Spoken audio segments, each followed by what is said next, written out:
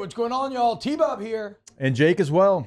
And you're about to watch a little OTB LSU. We're going to give you all the latest, greatest between LSU football, baseball, women's basketball, softball, and everything in between. Bottom line, if you want to talk Tigers, keep it locked, subscribe, like it, and we hope you enjoy. So today I want to highlight the LSU running back room for 2025. So Kaden Durham is obviously your top running back, right? He kind of burst onto the scene in that South Carolina game, week 3. Really never looked back.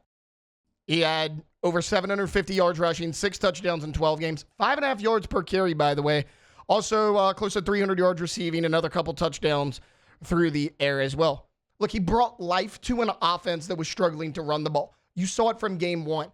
LSU couldn't get anything going against USC. They had to turn to John Emery. He got a little bit of life, but he tore his knee in that game. They had to convert Jawan Johnson to running back. When Kaden Durham got in there, everything changed. We know who your top back is this year. I think he has the ability to be an all-SEC style running back. I think he is that good.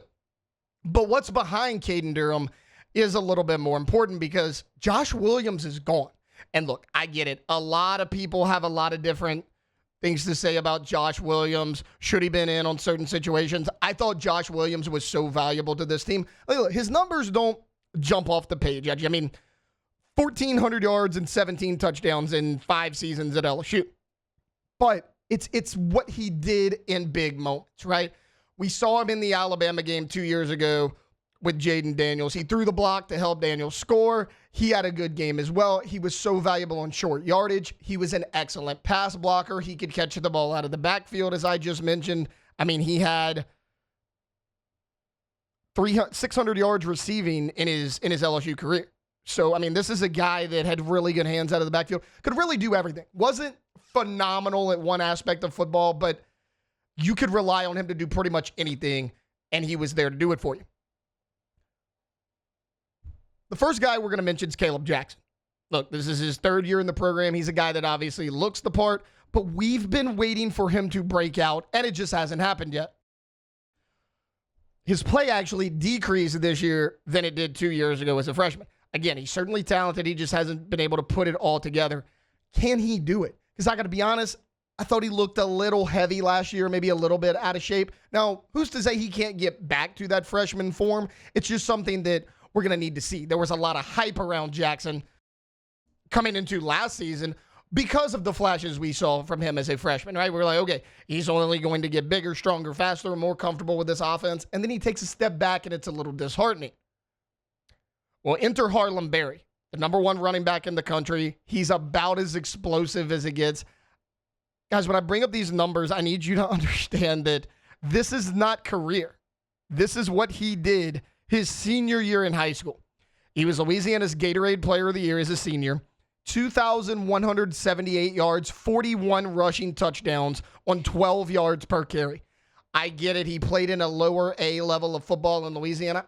I don't give a crap who you're playing. You put up those kind of numbers, you can play football. He was also a state champion in the 100 and 200 meters twice in his high school career. So the guy can flat out play football. He catches the ball out of the backfield. Everything I just mentioned outside of pass blocking that you're going to lose from Josh Williams, Harlem Berry showed that he could do that and a whole lot more at the college level.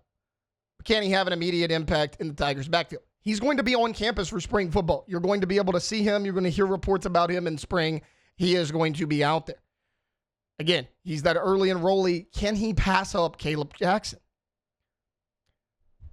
You also have JT Lindsey, who's not going to be here in the spring, but look, JT Lindsey's no slouch as well. I mean, he led his team to a state championship appearance this year. They didn't win it, but, I mean, he guided them all the way there. And, look, as a junior, he was really good as well. I mean, he had 1,700 yards, 26 touchdowns as a junior. He was named All-State at the 5A level. He posted a 10.85 in the 100-meter as a junior in high school. He's another guy who's a track guy. He's 5'11", he's 185.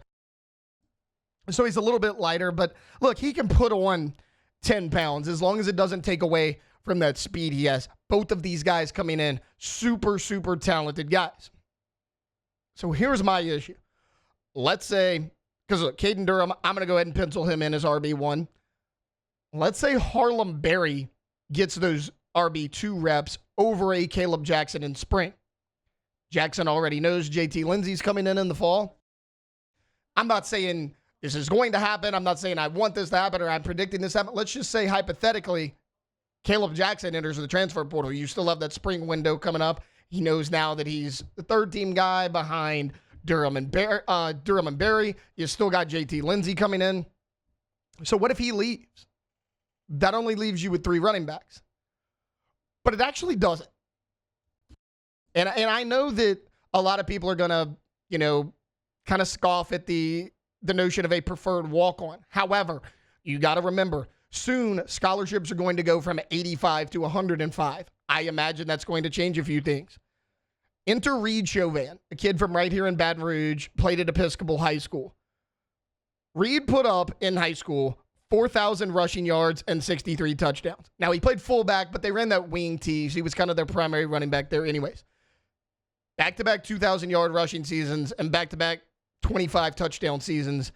He's outstanding. Also, he is a state champion power lifter. He was a runner-up as a freshman. He took the title during his sophomore and junior seasons. He has 9 school powerlifting records. So this is a guy, look, he's going to come in at LSU 5'8", 5'9", hovering around 200, 205 pounds. But the guy can play. I mean, he played right here in Baton Rouge. He played in a tough district with Episcopal. Look, he was first-team all-district twice as a junior and a senior. Player of the week number of times. This is a guy that can play football. This is not your normal walk-on. We talked about when Emil Picarello signed here as a quarterback, right? He passed up a lot of small offers to come to LSU. It's his dream school. Reed Chauvin did the same thing. He's a guy that had offers to go play at a bunch of smaller schools, very similar to a Josh Williams. Go look at Josh Williams when he got here to LSU. He was about 5'9", 195 pounds. That's about where Reed Chauvin's going to be when he comes in here as a freshman.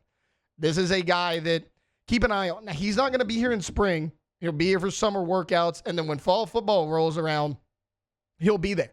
So if Caleb Jackson decides to transfer in case he gets passed up, going into the fall, you'll still have Kaden Durham, Harlem Berry, JT Lindsey, and Reed Chauvin. And I get it. The kid's a preferred walk-on, but if he can carve out a nice role for himself, that's still 4 running backs right there. That way you don't have to dip in the portal late. This is a position battle really between Harlem Berry and Caleb Jackson that I'm going to be watching very closely in the spring, because that battle is going to tell you a lot on whether or not Caleb Jackson sticks around, whether or not he finds other opportunities elsewhere. If that happens, that could open the door for guys like JT Lindsey and Reed Chauvin. Wow, Jake, what incredible takes. I mean, those guys, they're just the best. I think so. And if you think so, again, hit the like button, subscribe, ring the bell so you get notifications when we post every single day here on OTB LSU.